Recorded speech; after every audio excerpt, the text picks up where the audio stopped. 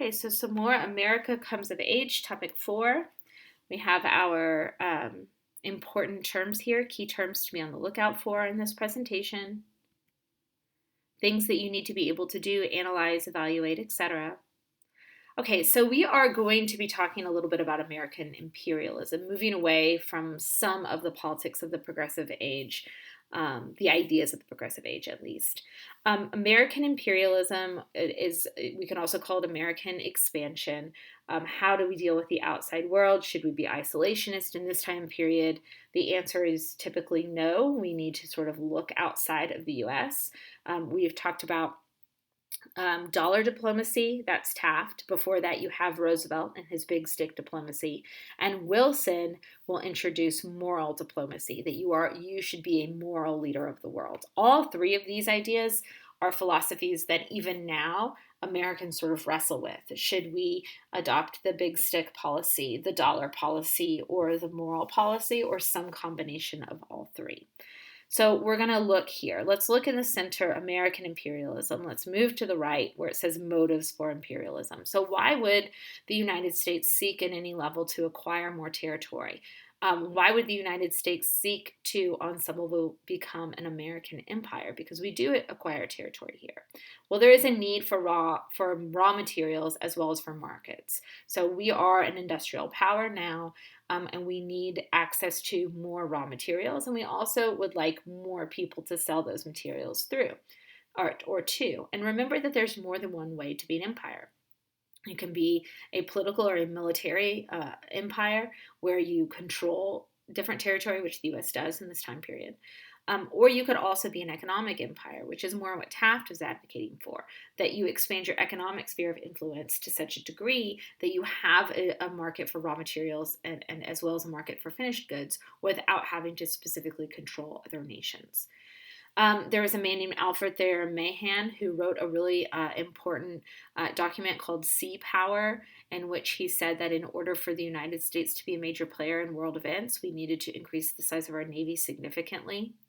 We also have the issue of competition with European powers. Do we allow Europe to become a dominant force in our hemisphere? Should we spread civilization? Do we have a responsibility? There is a poem written by Rudyard Kipling, who's a British man, and it's essentially an open letter to America. It's called The White Man's Burden. You might have heard it before. It begins like, take up the white man's burden. Put down your childish ways. So essentially he says, America, you're grown up now. You're not a kid. You need to get involved in the world affairs in a way that he called, that was, in his words, the white man's burden.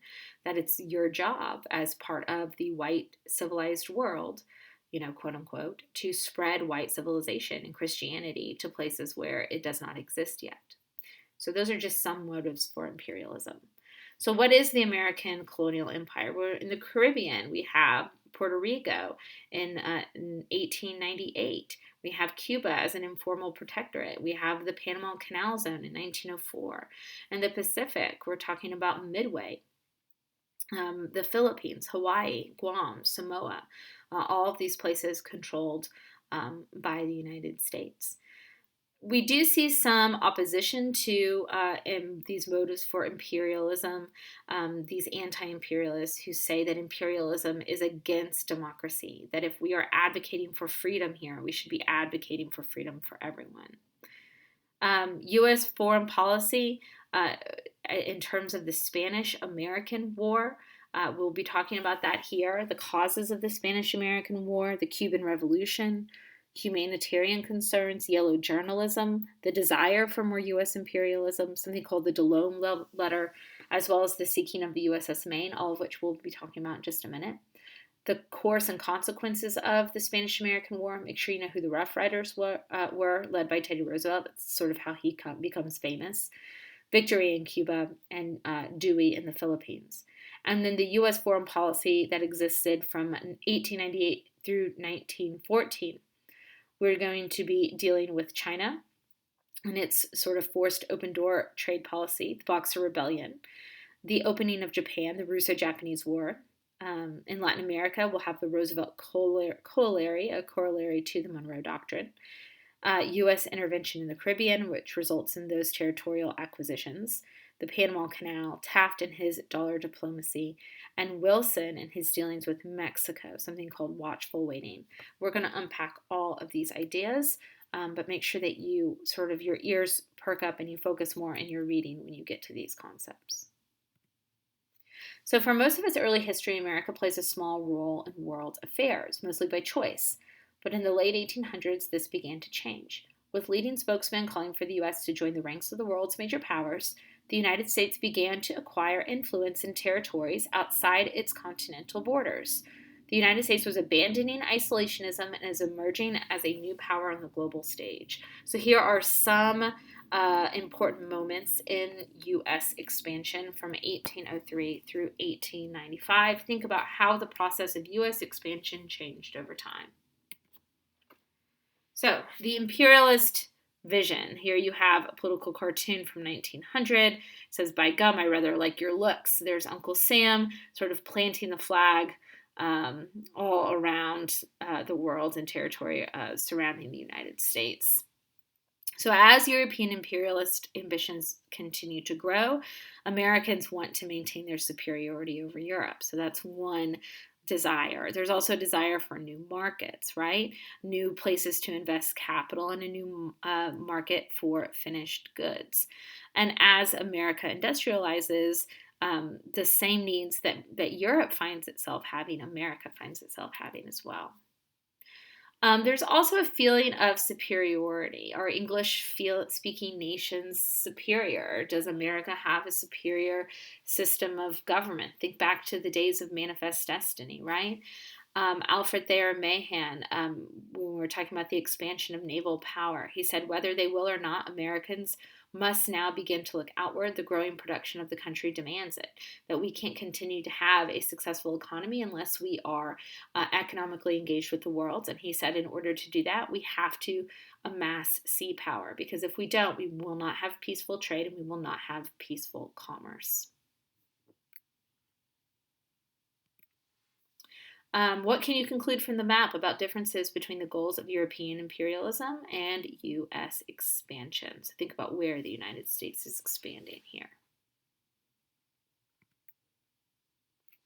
Okay, the American expansion in the Pacific. Americans naturally want to expand west, so it makes sense that overseas expansion starts in the Pacific. Matthew Perry. Commodore Matthew Perry establishes trade relations. But there, you like my joke? That's not that Matthew Perry. This Matthew Perry. They look alike. Yeah? No? I don't know. In 1852, President Millard Fillmore orders Commodore Matthew Perry to establish trade relations with Japan. And in 1854, they sign a treaty that reluctantly gives the U.S. trade rights to Japanese ports. We will also annex Samoa and Hawaii. In 1878, a treaty gives permission for the United States to open a port in the Samoan Islands, and the U.S. and Germany will divide Samoa. You've probably heard of American Samoa before. In Hawaii, the United States had long been a presence in Hawaii with sugar plantations in Hawaii. In 1875, they were even exempted from sugar tariffs, even though they were not technically part of the United States. Around 1887, planters in Hawaii sort of conspire to overthrow the monarchy in 1893, and the United States will be annexed in 1898. Beginning in the mid-1800s, America focused more and more on expanding trade and acquiring new territories. There's Commodore Matthew Perry meeting with Japanese officials. By the 1890s, the Hawaiian Islands had been economically linked to the United States for almost a century. Since the 1790s, American merchant ships had stopped at Hawaii on their way to East Asia. Missionaries had established Christian churches and schools there. Americans also established sugarcane plantations there. And it goes on to explain the role that planters played in the overthrow of the government. What purposes did the U.S. probably seek to secure influence in the Pacific? If they want to trade with Japan, they need a halfway point to refuel. So they need access to these islands. That's the thinking. Another to be continued.